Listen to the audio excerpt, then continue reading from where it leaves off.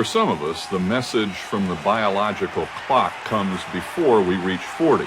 That's often the case with athletes like Brian Sipe, a former Cleveland Browns quarterback. At 37, Brian's already at the threshold of middle age. I began to ask myself, is this age? Is this what's happening? Because until then, up until that moment, I'd never realized that I was getting older. Professional football to me was more than a game on the field. It was a game off the field. Being a quarterback, I was expected to be something greater than myself. There was no question of whether I was a team leader. I either had to be a team leader or I wasn't on the team. If I wanted to be a goof-off, I wasn't given that opportunity.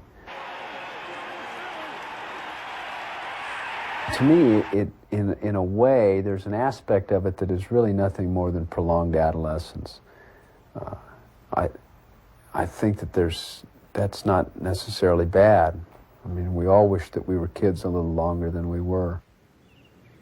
I'm anxious to get outside of football. I'm anxious to put it behind me. I'm anxious to no longer be known. As a football player, I will always be proud of what I did, and I'll be happy when people recognize the accomplishments or whatever, but don't judge me by what I've done in the past. And now I want to be around other people and places where I can learn and laugh more. I've always learned and laughed from my kids. He's probably going to be asking me about all these things that we've been talking about here, and I hope I remember some of them so I can tell him, because my dad didn't tell me enough about his. My father was an interesting man. He grew up on an Indian reservation. He always had a sense of space.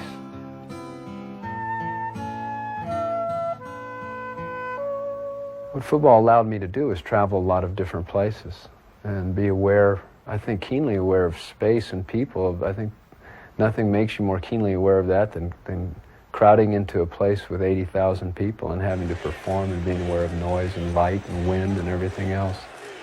For so long in professional football, I was constantly asked, what are you going to do when it's over? What are you going to do when it's over? And I used to manufacture answers for that, because I thought that for these people's sake, they need to know that the quarterback of their football team has something else going. He's not just a dumb jock. In reality, I always wanted to walk out of football and have the curtain come down and say, okay, here's life. Here's life without football. Here's life without sports. It's been sports all my life, and here's a new life. And what a great opportunity. How many people have a chance to do that? I like a little uncertainty in my life right now. And I know there's a time. I know I don't like floating around. I know I don't like getting up in the morning and not being certain what I'm going to do with my time. I get back to the anxiety and the stress that I feel in my life that I think I inherited some from my father. I need some regimentation in my life. Football gave me regimentation, except for the Sunday mornings when I thought I was going to puke in my eggs because of stress. That football was a relatively calm time for me because I always knew what I was supposed to be doing and where I was supposed to be.